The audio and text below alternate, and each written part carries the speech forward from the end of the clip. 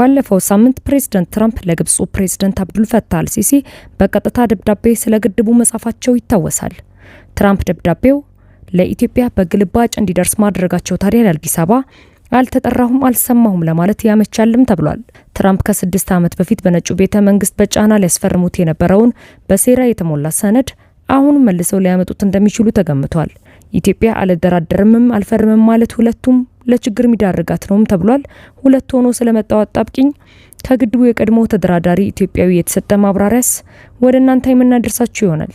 ከሰሞኑ በትግራይ የታሰሩት የአንድ ጀነራል ጉዳይ እያነጋገረ ይገኛል።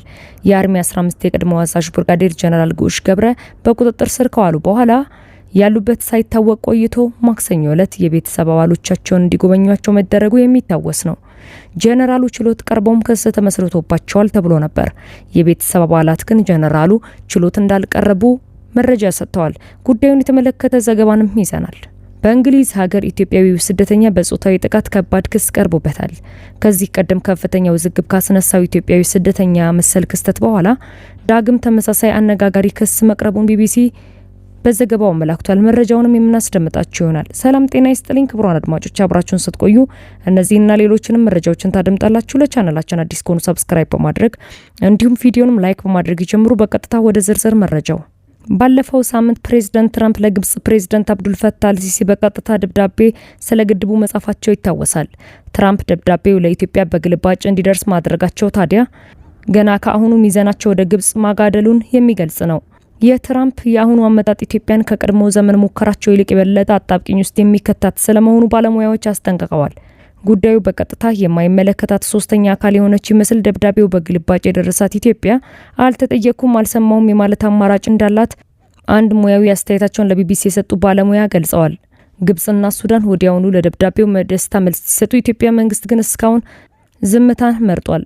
በአባይ ወንዝና በህዳሴ ግድብ ድርድር ውስጥ ተሳታፊ የነበሩና በአሁኑ ወቅት በውሃ ሀብት ልማትና በድንበር ተሻጋሪ ወንዞችና በሃይድሮ ዲፕሎማሲ አማካሪ የሆኑት አቶ መንፈቅ አህመድ ስለ ጉዳዩ ማብራሪያ ለቢቢሲ ሰጥተዋል። አቶ ፈቅ በትክክለኛ የዲፕሎማሲ አካሄድ ደብዳቤ መጻፍ የነበረበት ለኢትዮጵያ ለግብጽና ለሱዳን ካስፈለገም ለሳውዲና ለኢሚሬትስ ግልባጭ ማድረግ ይገባ ነበር ብለዋል።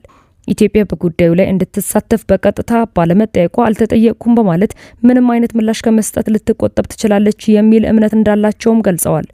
አማካሪው ባለሙያ ትራምፕ በደብዳቤው የመረጧቸው ቃላትና አገላለጾች በከፍተኛ ደረጃ ለግብጽ ያደሉ ናቸውም ብለዋል።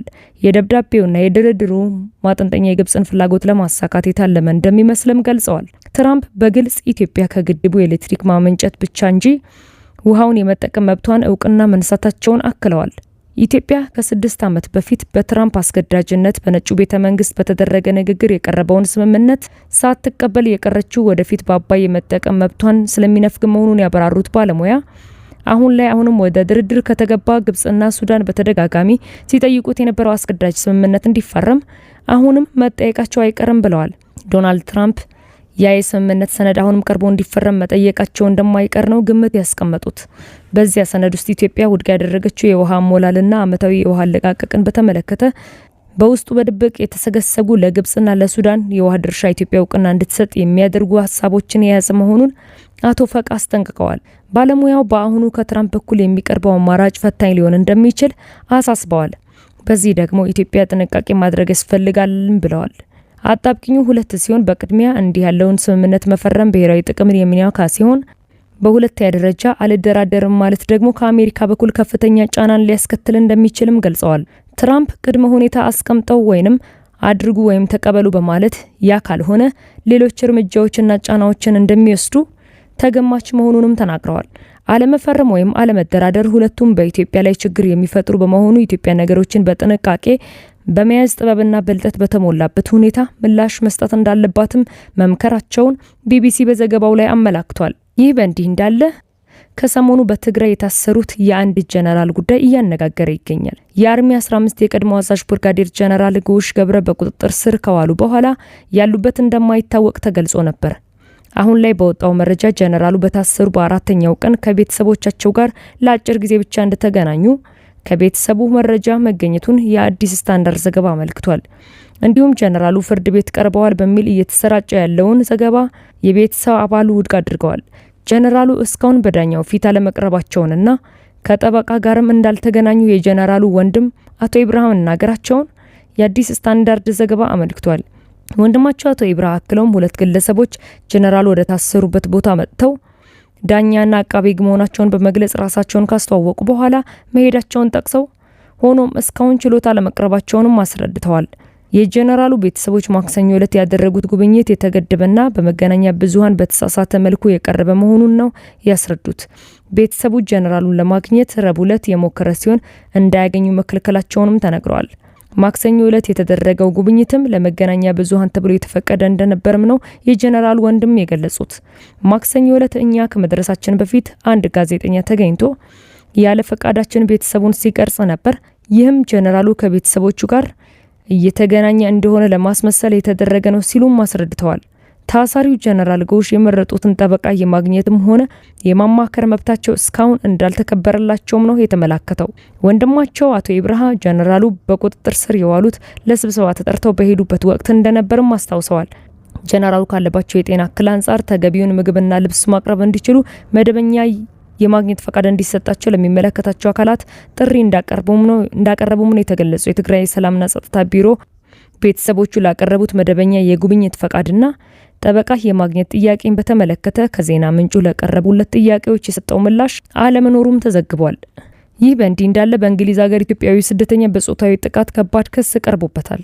ከዚህ ቀደም ከፍተኛ ውዝግብ ካስነሳ የኢትዮጵያዊ ስደተኛ መሰል ክስተት በኋላ ዳግም ተመሳሳይ አነጋጋሪ ክስ መቅረቡን ቢቢሲ በዛሬው ዕለት ዘግቧል። በእንግሊዟ ሳውዛምፕተን ከተማ አንድ ኢትዮጵያዊ ስደተኛ ባረፈበት ሆቴል ጾታዊ ትንኮሳ ፈጽሟል መባሉን ማስተባበሉን ዘገባው ጠቁሟል። ኤርትራ የተወለደ የኢትዮጵያ መላኩ ገብረሰንበት የተባለ የ23 ዓመቱ ወጣት በቁጥጥር ስር ውሎ ረቡዕ ሳውዛምፕተን ፍርድ ቤት እንደቀረበ ተዘግቧል። የዋስትና ጥያቄው ተቀባይነት ያላገኘው ተጠርጣሪ የስደተኝነት ጉዳዩ እንዲታይለት 5 ዓመት ያክል መቆየቱም ታውቋል። ተጠርጣሪው አንዲት ሴትን ቀርቦ ይዟታል በሚል በቁጥጥር ስር የዋለ ሲሆን ትንኮሳውን አልፈጸምኩም ሲልም አስተባብሏል። የአምሻይሪ ፖሊስ ባለፈው ሳምንት አርብ በሃይልፊልድ ሆቴል ተፈጠረ የተባለውን ክስተት እየመረመረ መሆኑንም አስታውቋል።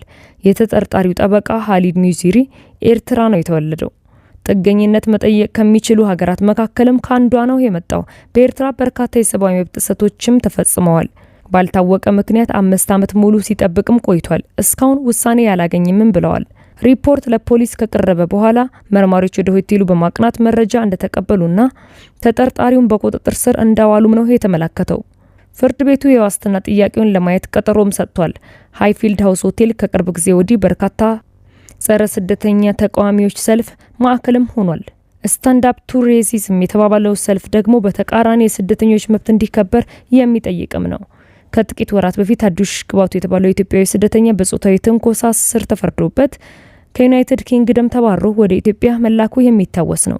ክቡራን አድማጮች ለሰዓቱ ያጠናቀርኩላችሁ መረጃ ይህን ይመስል ነበር። ከጥቂት ሰዓታት በኋላ በሌሎች መደመጥ ካለባቸው መረጃዎች ጋር እመለሳለሁ። እስከዛው መልካም ቆይታ።